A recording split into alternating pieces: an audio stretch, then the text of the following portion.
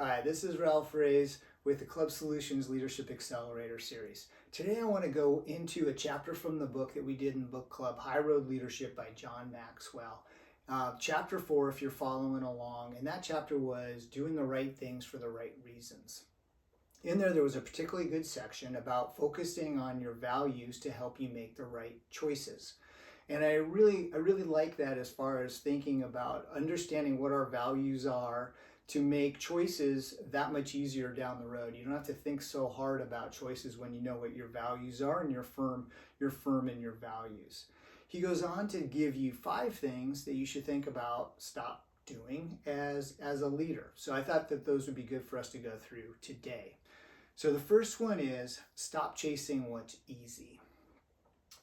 We know intuitively that good stuff is always going to be difficult to do. There's a lot of great quotes out there that we could find about doing the hard thing and the road less traveled. So that's a great one is stop chasing what's easy. There's no tricks, there's no cheats, there's no hacks. We just got to do the hard work. Number 2 is stop chasing applause. He talks about this concept of contingent self-worth. And that being that our self-worth could be based on only the feedback we're getting within the moment. And that would be the contingent part. And that's really a tough way to live, right? Because if we only feel our self-worth is based on the outside feedback we're getting, then we're constantly sort of jagging up and down to whatever's coming at us.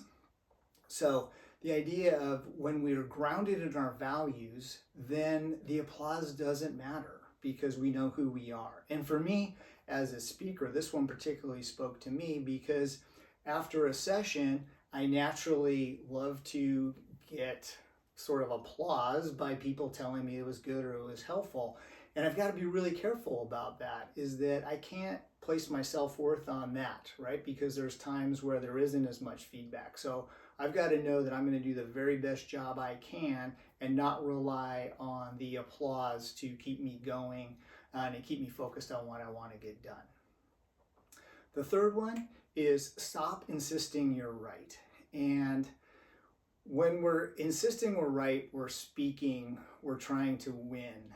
And the author really focuses on listening and trying to understand. And we talk a lot about seeking to understand as being the first part of it. And you know, for us, is if we've been managing people for a long time, sometimes we end up with sort of this expert mentality that we've known it, we've seen it.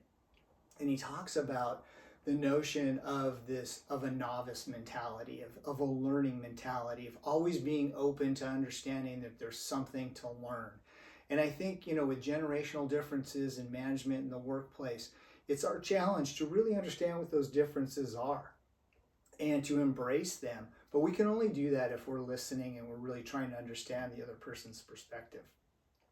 And then the fifth one is stop blaming others.